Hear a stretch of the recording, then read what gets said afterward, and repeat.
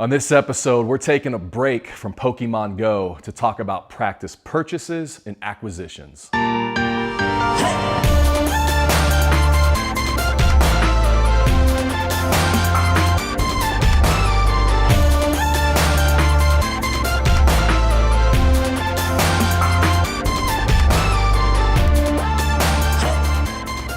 Hey everybody, what's up and welcome to the 88 Dental Marketing Show. This is the internet's only dental show that's answering marketing's most important questions.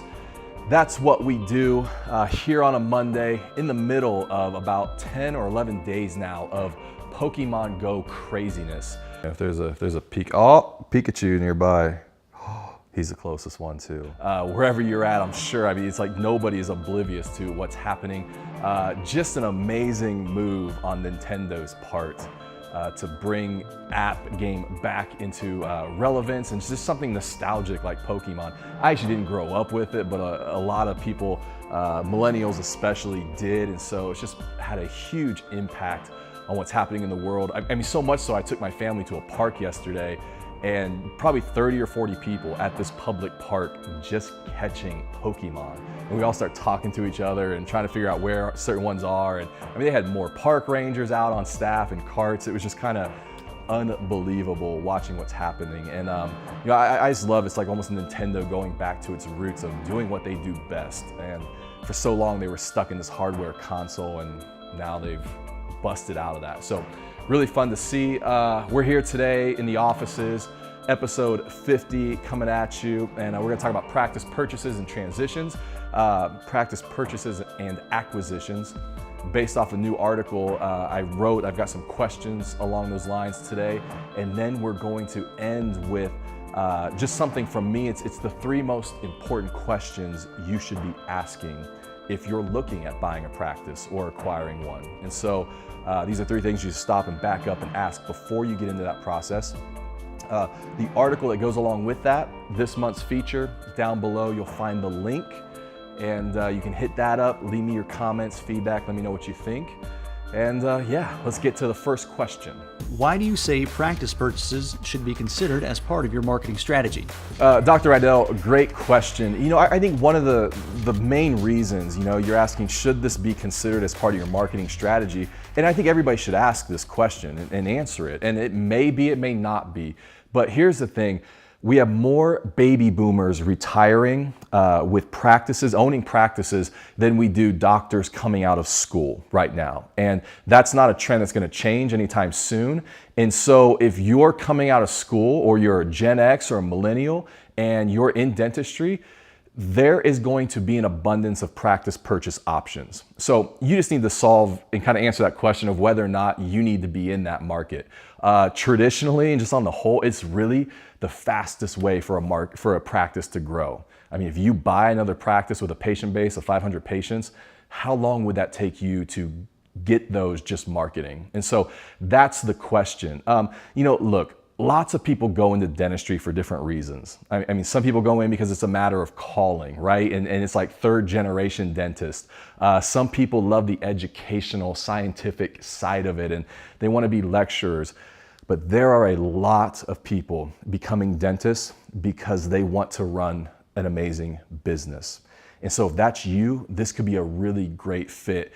And honestly, with the rise of the corporate models we're seeing, if private practitioners don't raise up into some of these regional models that are run really, really well, multi-site, multi-doctor, we're never going to compete with those. And so we can complain about corporate dentistry all we want, but if nobody does anything about it, it's not going to change. And so I like it. I like seeing practices acquired and purchased as part of your model, if that suits you. And question number 2 is from Dr. Wallace. What's better, buying a practice and absorbing it, or keeping a second location? Dr. Wallace, this is a really, really good location. And so I think there's kind of 3 levels here, right? Depending on what you want to do. The easiest way to acquire or buy a practice is just integrating the patients within your patient base. Like buying a practice, getting those patients into your practice. You have already built a culture there, you've already built leadership, and now you're assimilating them into that culture. So that by far is the easiest, okay? The challenging one, or the step up from that, would be to purchase a similar model second location. So now you've got your practice, which you've created the culture in, you've created the leadership, the chemistry's working, it's successful, but now you're gonna try to replicate that somewhere else. And so what's difficult there is you were able to build that being in that practice every day of the week. This other practice, you may be in it 1 or 2 days a week. So it's a significant less amount of time. And so the question becomes, can you recreate that culture, that leadership? And so that gets harder, right? That's more challenging. And then the hardest one out of all of these would be acquiring a second location, non-similar model. So a non-similar alternate location. So you have yours, again, leadership is built, chemistry is built, the success is there, but now you're acquiring another location, but it's a non-similar model. And so you say, what do you mean by that? Well, you could have a fee-for-service practice, but now you're acquiring a PPO practice. Or it's a PPO practice, but now you're acquiring a Medicaid. Or you are in a suburban bedroom community, and then you purchase a more urban working class practice. So those are all different models. And so the leadership challenge definitely steps up there. The chemistry and culture you've created in one is not necessarily going to transfer over. And so you've got lots of challenges. The further you get away, the further that expands. So it's not good, bad, right, or wrong. It's just knowing that before you go into it. So before you go any further into buying or acquiring a practice, here are the 3 most important questions you should be asking, okay? Number 1, can you reproduce the culture? Can you reproduce the culture? A lot of times what I see happen is a dentist builds a successful practice. It's got some momentum going. The leadership is there, the culture is there, chemistry is working. So then let's talk about a second location. And the biggest question you got to ask is, can you reproduce that in a second location? Can your leadership jump up to the next level and do something that's probably going to be harder because you may not be the main cultural influence in that second location. If the first location, again, you're there every day of the week, so you're building that, but then you jump over to a second location, you're there 1 or 2 days a week, you've got other cultural influences in that practice that are weighing on it as well. And so the leadership has to step up. It's gonna be tougher to recreate that. And so can you recreate the culture? Number 2, can you find and retain talent? Do you have a plan for attracting talent? Listen, expansion, the key to expansion and growth is always talent. It always comes back to talent. And you'll realize whether you're trying to just acquire more patients, maybe bringing on an associate, maybe you're trying to find a second location and needing somebody to manage that. The more talent you have, the better the talent, the faster you're going to grow. And so talent becomes one of the main keys in this, because your leadership can only take this so far. You're gonna have to have talented people come alongside of you and help you build that. And honestly, at the end of the day, I mean, that's what this is about anyway. Doing dentistry is great, but building an amazing team, talented team that can take care of patients and continue your philosophy of care is even better. And so that's what we're trying to do. Look, if you live near a dental school, here in Central Ohio, it's not as hard, right? I mean, we have students coming out, hundreds graduating every year. It's a little bit easier to find talent.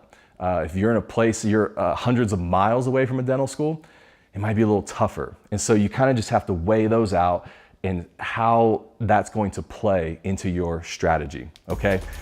Number 3, last question you need to ask is, can you create a compelling compensation package? Okay, and you may say, well, that's an afterthought. We'll talk about that when we get down the road. But listen, I'm just telling you, I've been around enough to see this, that if the compensation package isn't compelling, you're going to deal with either a lack of talent or a rotating door of talent, okay? And so however you structure associates and pay them, there's different models. It's not right, bad, good or wrong. It's just, what are your goals? There are practices who rotate an associate through every 3 years, and there is no ownership. They come out of school, they get a great, amazing, almost like internship at a practice.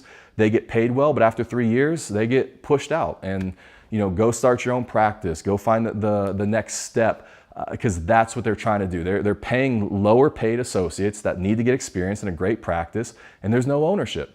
That works for them. There are some people where there's no ownership, but they want the associates to stay around a long time. So we need to pay them better. We need to have profit sharing involved. They're part of the bonuses and the growth of the practice because we want them to stay. And then last, there's practices that want owners. And so after 3 years, we're gonna create an ownership track and define that and communicate that. And eventually you'll have some ownership in the practice. And that associate's gonna take a share of the profits, but also share of the hits. They're gonna function more like an owner. Their production is going to be on par with that of an owner. And so it just depends on what you're trying to do, but come up with a strategy now that is compelling to accomplish your goals.